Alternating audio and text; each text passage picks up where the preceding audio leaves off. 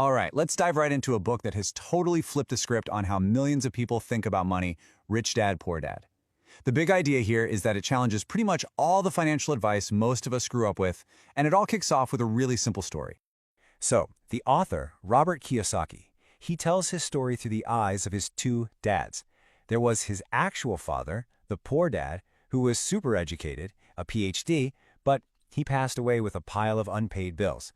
And then there was his best friend's dad, the rich dad, who dropped out after the 8th grade but ended up as one of the wealthiest men in Hawaii. So, how did that happen? That's the million-dollar question, right? And that's the key right there. This isn't really a story about two guys. It's about two totally different mindsets, two completely separate ways of thinking about money that led them down two very, very different paths. What the book claims is that this financial mindset gets handed down, almost like it's in your DNA. Our parents, they mean well, they want the best for us, but they often pass along what he calls expired information, which is a great way to put it. It's financial advice that maybe worked for them, but just doesn't cut it in today's world, and it can trap families in a cycle. I'm sure this sounds familiar. This is the path, right? You know the drill. Study hard, get that piece of paper, and then go find a safe, steady job with good benefits.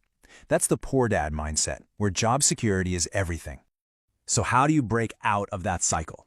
Well, it all starts with one single, super important rule. I mean, this is the absolute foundation of everything Rich Dad taught. Okay, first up, you've got to know what an asset is. And it's super simple. An asset is anything that puts money in your pocket. Period. End of story. And on the flip side, you have a liability. That's anything that takes money out of your pocket. Now this sounds crazy obvious, but this is exactly where most of us get tripped up.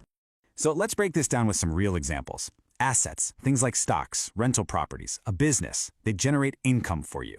Liabilities, like your car, your phone, even your own home, they constantly take money out of your wallet. But here's the real kicker, the thing that separates the two mindsets. It's all about focus. The rich focus all their energy on building up that asset column. The poor and middle class, they tend to focus on their income, their paycheck, which they then immediately use to buy liabilities they think are assets.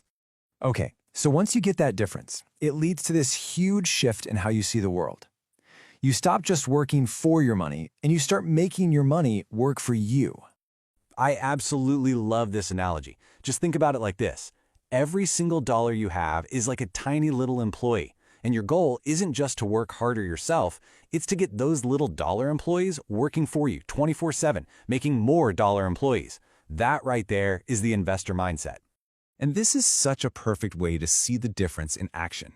When most people get a little extra cash, what happens? They're driven by either fear, I gotta pay the bills, or desire, ooh, a new shiny thing.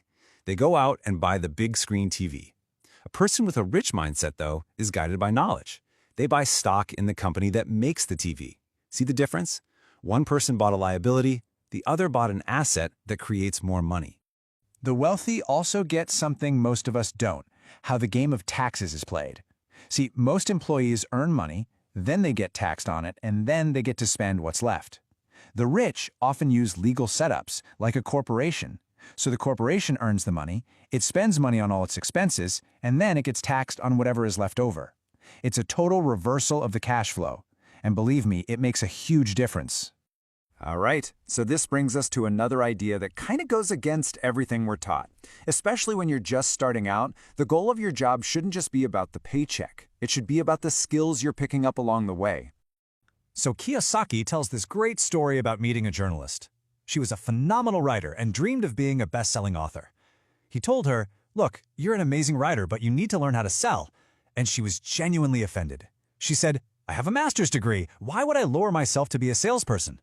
She was literally one skill away from everything she wanted, but her pride was this giant wall in the way. So these are the kinds of skills that really build wealth. Things like sales, communication, marketing, understanding accounting, leading people.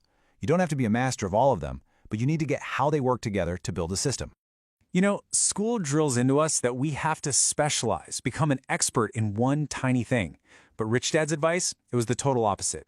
He said you want to be a generalist. Know a little about a lot. Understand a bit of accounting, a bit about investing, a bit about marketing. That's how you see the big picture and connect the dots that all the specialists miss. Okay, let's get real for a second and talk about the biggest roadblock for almost everyone, fear. It's the fear of losing your money. And it's this idea that you have to sit around and wait for the perfect opportunity to just land in your lap. Look, you don't have to be a genius to get rich. You just have to be willing to actually do something. The people who get ahead are the bold ones, the ones who create their own luck instead of just waiting around for something to happen.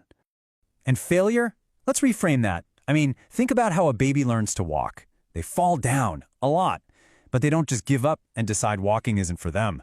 No, they get up, they adjust, they try again, and eventually they walk. Building wealth is the exact same process. See? Failure isn't the opposite of success, it's literally part of the process. And that's really the heart of it. That fear of losing is so powerful, it just paralyzes most people. They're playing defense, they're playing not to lose instead of playing to win. And if you never take the risk of losing, you can never, ever win. Okay, so if we boil all this down, what's the one thing, the number one takeaway you should focus on, starting right now? It's this, right here. Your one and only focus should be building that asset column. All the nice things in life, the luxuries, the vacations, they come later. And here's the magic part. They get paid for by the money your assets make for you, not from you trading your time for a paycheck. And that brings us to the final question.